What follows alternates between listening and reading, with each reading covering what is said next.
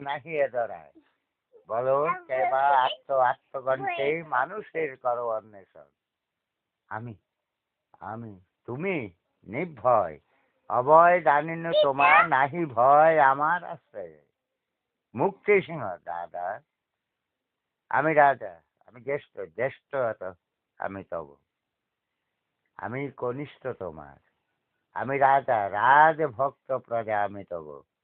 সত্য দাদা, সত্য সম্রাট, কিন্তু ভেবে দেখো আমারই মতো লক্ষ লক্ষ প্রজা তোমারই অনুকম্পার দ্বারে আজ ভিখারি, তোমারই ন্যায় বিচারের মুখাপেক্ষী হয়ে নিশ্চিন্তে বসবাস করছে। আর যদি সেই শাসনদণ্ডের অপব্যবহারে উদ্যত হও, তখন কি কর্তব্য আমার? তুমি যেমন আমার ভাই, তেমনি তোমার সাম্রাজ্যের প্রজাগণ আমার ভাই। তুমি আমার যেই ভাইয়ের জীবন হননে উদ্ধত, আর আমি চাই সেই ভাইয়ের জীবন ভিক্ষা। ভেবে দেখো সম্রাট, কোনটা ন্যায় কোনটা অন্যায়। তবুও দাদা ধর্মের নামে অধর্মের বেবিচার, বেবিচার, হ্যাঁ বেবিচার।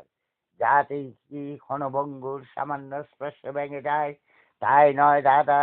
শাস্ত্রের বিকৃত ব্যাখ্যায় আজ সনাতন ধর্মকেই কতখানি হেয় করে দিয়েছে। বলতে পারো দাদা, ফুল্ল কুসুমিত স্নিগ্ধ শ্যামলা সুজলা সুবলা দেশ ও মাতৃকা আজ চামুণ্ডা রূপিণী। কেন? শক্তি আর সম্পদের অহংকারে মানুষ মানুষকে দূরে সরিয়ে দিয়েছে। তাই অভিশপ্ত মানুষ আজ ব্যাধি নীতির গুন্ডাবর্তে পড়ে আত্মহাকারে গগনে বিদীর্ণ করছে। এখনো সময় আছে দাদা, এখনো যদি এই যুদ্ধ দাঁড় করে দাঁড়াও, এখনো যদি ভ্রাতৃত্বের ব্যগ্র বাহু প্রসারিত করে দাও, দেখবে বিশ্ব মধুর হয়ে উঠবে।